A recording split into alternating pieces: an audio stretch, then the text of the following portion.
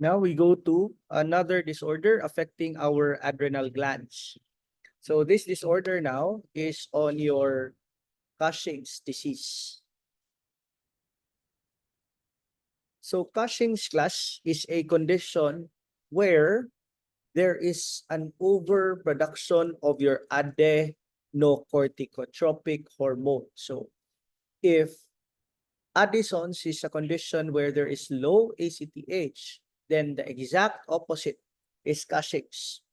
In Cushing's, there is an increased secretion of adenocorticotropic hormone because probably of a tumor in your adrenal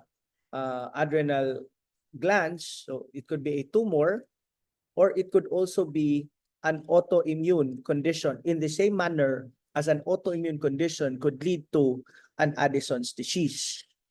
So kung mutaas ang imong adenocorticotropic hormone, then the functions of your adrenal glands are expected to increase as well. So kung mo-increase ang adrenal function, then the adrenal cortex functions as well as the adrenal medulla functions are also expected to increase. So kung mataas ang function sa adrenal cortex, what happens to the glucose hormones or to the glucocorticoids or to your cortisol? What happens to it? Mutaas po na siya. So kung mutaas ang glucocorticoid or mutaas ang imuhang cortisol, and since it is responsible for stress management, your patient will manifest irritability. Okay? Grabe siya ka-stressed mo, nang irritable siya. Nganong taas man ang iyang stress level? Because taas man ang iyang cortisol. Nganong taas man ang iyang cortisol? Kay taas man ang imong adrenal cortex function. Nganong ni taas man ang adrenal cortex function? Because of elevated adenocorticotropic hormone. So one of the symptoms of Cushing's disease is irritability. Now, if mutaas ang imuhang glucocorticoids, what do you expect would happen to your glucose? So natural, you will have hyperglycemia. Okay? Hyperglycemia. And when you have hyperglycemia, this will of course affect, no? This can of course affect, no?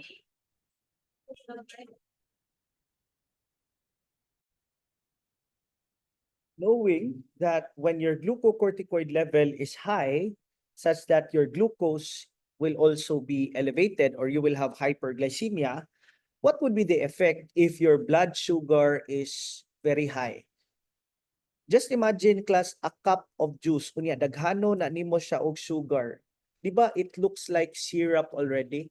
Pilit kaayo ang imuhang dugo. So what will happen to the flow of the blood when the blood is very sticky or syrup-like by reason of hyperglycemia? So your blood flow will become sluggish. Sluggish or slow. So kung slow ang dagan sa dugo, di ba class, ang dugo na ay WBC, ang dugo na ay anti-inflammatory, ang dugo na ay mga antibodies, ang dugo na ay mga platelet. So kung hinay ang dagan ani nga mga components, will the body be able to promptly fight against infection? Di ba dili? So kung taas ka og glucose and the blood flow is sluggish, you will be at risk for infection. Okay? And also, class, when your blood sugar is very high, that puts the patient at risk for fractures. So a patient with Cushing's disease, it is at risk for fracture because of the hyperglycemia. Sir, unsa may relationship sa hyperglycemia o sa fracture? Because when you have hyperglycemia, this will affect the body's ability to transport calcium into the bones. So when calcium is not sent into the bones, then the bones become weak. And because they are weak, they easily break. And that is a case of fracture. Okay? So that is insofar as the glucocorticoid increased is concerned. How about if the levels of mineralocorticoid is increased? So kung mutaas ang imong mineralocorticoid, mudaghan pod ang imong aldosterone. And kung mudaghan ang imong aldosterone, then mudaghan pod ang imuhang reabsorption of salt. So you will have hyperglycemia. hypernatremia. Okay? You will have hypernatremia. And what did we know about sodium? Diba, sodium is a major electrolyte of the brain. Whether mudaghan na siya class or mugamay na ang imong sodium, because it is a major electrolyte of the brain, then that could still lead to altered level of consciousness, and that can lead to seizures. So this is one thing you should remember, class ha. Ang salt being a major electrolyte of the brain, whether daghan or gamay, the same ang effect. It can cause altered level of consciousness, and it can cause seizures. When there is too much aldosterone, there will also be too much reabsorption of your water. And because water is highly reabsorbed, then you will be in a state of fluid volume excess. So what happens if the patient with a Cushing's disease has fluid volume excess? Tungod sa kasubra sa imong tubig, unsa may dagway sa tao nga naay Cushing's disease, you will have a moon face. Imong naong lingin, tubigon ang imong naong. What else? Kung naa kay fluid volume excess, kung mutanaw ka sa imuhang batok na ay burot, you call it as your buffalo hump. Okay? Then, tanaw ka sa lawas, tubigon kay lawas, mao ni gitawag og juicy og lawas. O mao nang mga tawo nga naay truncal obesity. Okay? Then, there will also be, unsa ganito'y most sensitive indicator of fluid ejection or fluid retention. Diba? It is your weight. And because there's fluid volume excess, there will be weight gain. Okay? So by the way, class, basta gani nag-monitor ka og weight, you must take the weight of the patient at the same time of the day and with more or less or with substantially the same amount of clothing and using the same timbangan. Kay balo mo naabay ay timbangan nga lain-lain og basa. Unya kita kay gusto ta gamay tag timbang adto sa tas timbangan nga gamay ang binasahan, di ba? So we use the same timbangan, we use substantially the same amount of clothing, and we take the weight at the same time of the day. Okay? So there you have it. Nisaka ang glucocorticoid. Nisaka ang mineralocorticoid. How about the sex hormones? Musaka ba? Yes. Sa Cushing's disease, ang imuhang sex hormones class, musaka na. Imong androgens, musaka na. So you will have increased testosterone in a female, you will have increased estrogen in a male. Unsa may epekto ana? So kay taas mag-testosterone ang babae will have bungot. She will develop hirsutism. Ang laki taas mag-estrogen. Maunsa man ang lalaki kung taas ang estrogen, he will develop gynecomastia. Mudako ang tutoy. So simple ra di ay no, katong mga laki nga gusto mudako ilang tutoy, mangninguha na lang na sila nga magka-Cushing sila para mudako ang ilahang tutoy. Okay? So these are the problems of the adrenal gland insofar as the cortex is concerned. How about on the part of the medulla? Kung naa kay adrenal gland nga nag-hyperfunction by reason of elevated adrenocorticotropic hormone, musaka pud ang function ni medulla.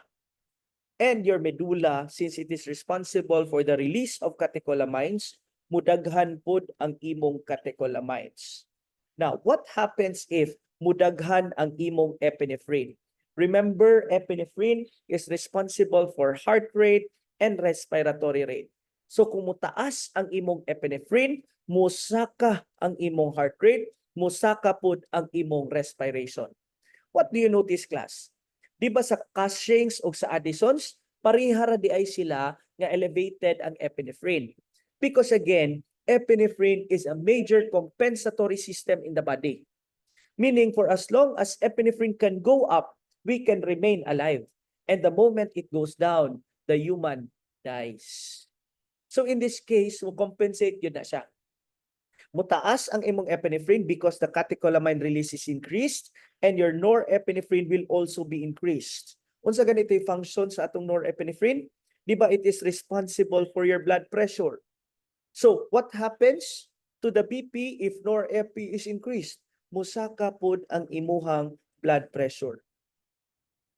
Class, when heart rate is increased, when respiratory rate is increased, and when the BP is increased, that is what we call hypertensive crisis.